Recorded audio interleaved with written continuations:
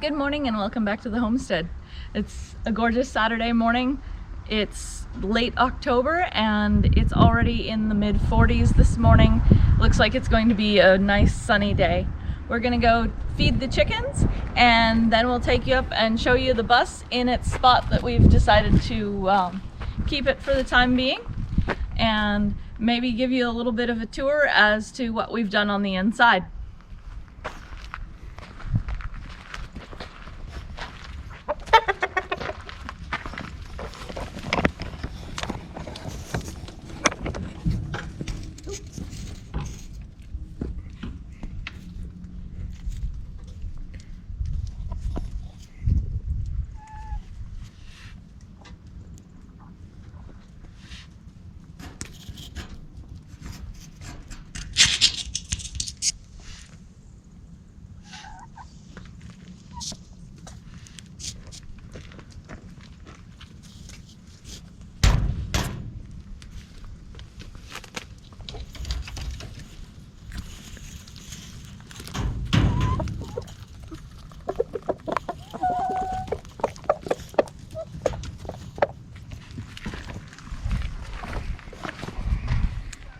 In here we've got a couple of the ladies. Oh, we had a couple of the ladies.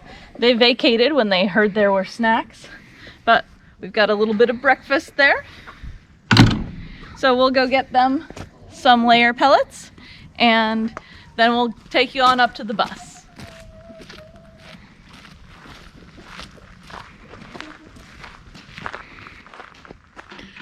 I just want to point out that it's almost November and we still have raspberries growing like crazy, and they're good.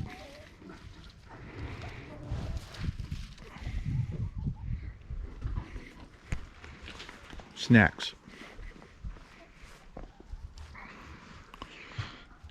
And you'll see the pony pen is holding up pretty good. We've had a lot of rain since we did the tree work and the fence work. And don't pick on my fence line. I know it's not straight. There's a reason for that. Property line is pretty close there, and Sue didn't want to take those couple of nice trees, but she wanted to leave room to be able to walk between the trees and the fence. So we kind of just let the fence go around that. Mr. Ted, he's coming over to see if we have any snacks. He likes snacks.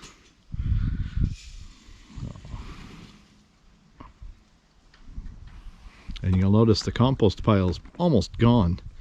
Our friend down the road, good friend of ours, came up with his little dump truck. He's got a pickup truck sized dump truck, and we actually loaded them up and he dumped it down in our garden. So we now have 3 rounded truckloads of compost down in our garden waiting to be tilled in.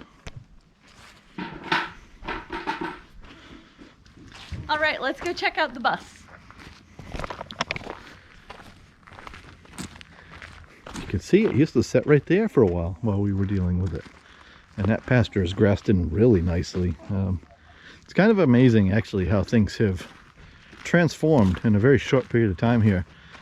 This piece here almost died this summer due to the drought, and it's popping back with a lot of vigor. Grass does a really good job of rooting deep and coming back up almost no matter what you do. I'm sure everybody out there who gardens is pretty acutely aware of that issue. But over here, we did our project about a week and a half, almost 2 weeks ago, where we... Exactly 2 weeks ago, actually, when the fill got hauled in. So the grass here on the banks is about 12 days old. Yeah. Down in the field, it took us a little longer to get that ready. But this bank here, I don't know if you guys can see that on camera, but that is just exploding with grass.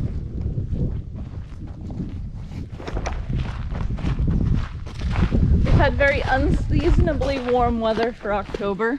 We actually had one day last week that hit 80 degrees, and this week we're looking at being in the low 60s to mid 50s for the daytime highs, and we have not had our first frost yet here on the 23rd of October.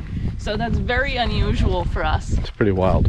We're kind of excited about it because it's allowed us a little bit more time to get some stuff done that we would have probably not been able to do many years. Anybody need any bus seats?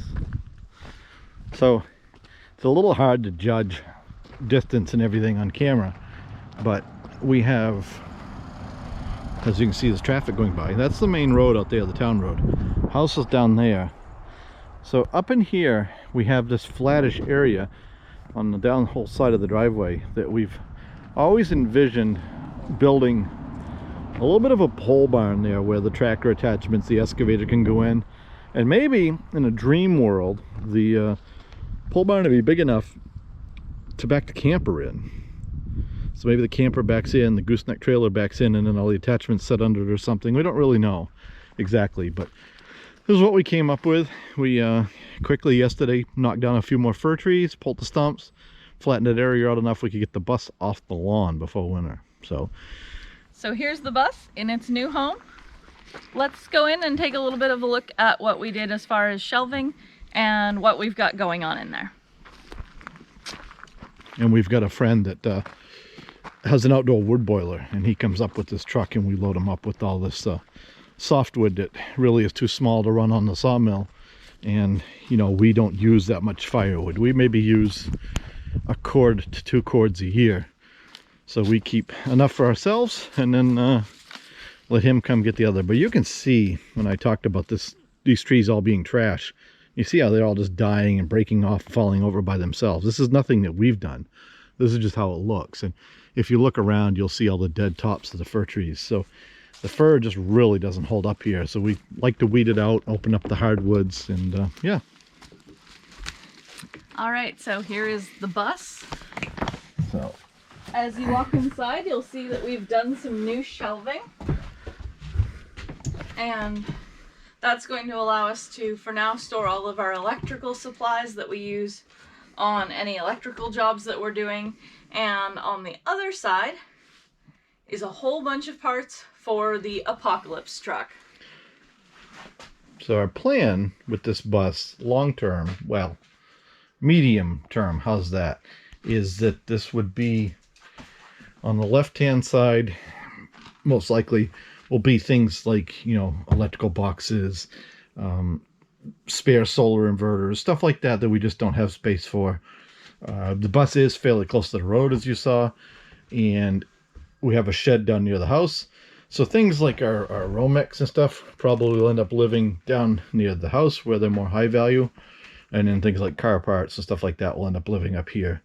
There's just a ton of stuff. I mean, there's a grill for a 70s, you know, Chevy truck. We don't have a 70s Chevy truck, but we have a grill.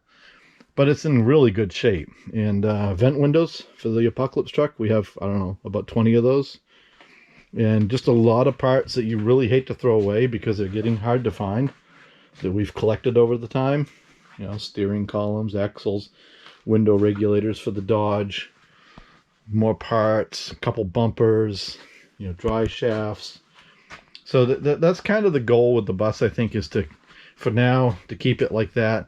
If we get our pole barn done, we will probably end up putting some of that stuff in the pole barn instead, and then maybe selling the bus to somebody that wants to make a camper or something, or have storage. And this bus would be an ideal schoolie conversion. It runs and drives very nicely. The brakes can be a little bit sticky, but other than that, we found no mechanical problems with it. It's very solid as far as the sheet metal. So we do sort of feel it's a shame to use it as a storage building for the long term. So we are hoping at some point it can go to a home where it will be put to better use than just storing all of our junk. But for now, it was the perfect solution to the problem that we had at hand. So we're making the best of it. Thanks for joining us on the homestead this morning. We hope that you have a great weekend. Thanks for watching. Don't forget to like and subscribe.